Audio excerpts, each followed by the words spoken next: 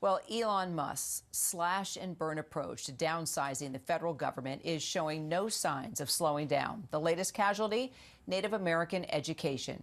Haskell Indian Nations University in Lawrence, Kansas, is the oldest federally funded university for natives in our country. And last month, the Trump administration fired nearly a quarter of its entire staff at Haskell.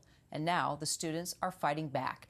They're taking Trump to court, claiming the sudden firings left several courses without instructors and left no maintenance people to deal with power outages. There were overflowing trash cans and badly discolored water.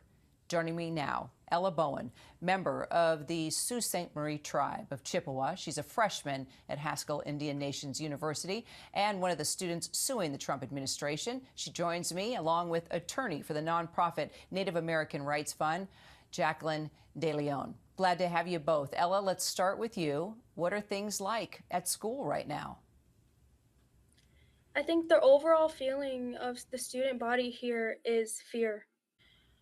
Right now, we have 918 students this spring semester, and that's 918 Indigenous students that are afraid that we won't be able to come back next year. We're afraid that our education is at stake, and we don't know what this means for the future of Indian country, really. Talk about what exactly this lawsuit is alleging that the Trump administration did wrong. Well, the federal government has trust and treaty obligations to provide education to Native American students. And they also have statutory obligations to provide consultations to tribes prior to any changes, like staff changes. Obviously, that was not done, and the impacts on the students have been severe. And so the Native American Rights Fund, in partnership with tribes and impacted students, are suing the Bureau of Indian Affairs, the Bureau of Indian Education, and the Department of Interior. Thank you so much, sir, for being here. Given all of these developments happening tonight, can I first just get your response to the administration saying tonight that it's going to have this $2.2 billion freeze? What kind of impact does that have? Well, thanks so much for having me. And while this cut is obviously deeply disappointing and a real blow, not just to Harvard, but to higher education across the United States, it's not exactly unexpected. The Trump administration has been threatening to withhold and then withholding millions and then billions of dollars from some of the leading institutions of higher education in the country. The impacts of those cuts will be severe, not just to cutting-edge research, cures for cancer, cures for diseases,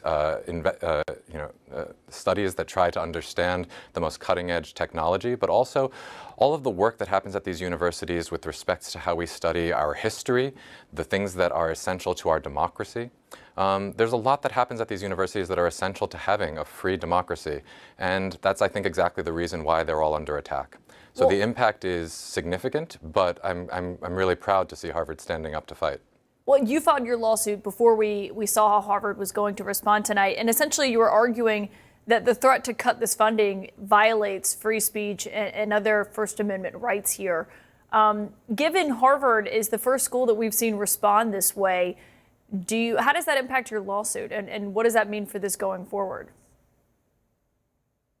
Well, I think the Trump administration's decision to cut $2.2 billion from Harvard tonight makes clear just how essential this lawsuit is and how critical this fight is, and why it's so important for Harvard and really every university in the country to take a stand at this critical moment, because this is a clear, unquestionable violation of First Amendment rights.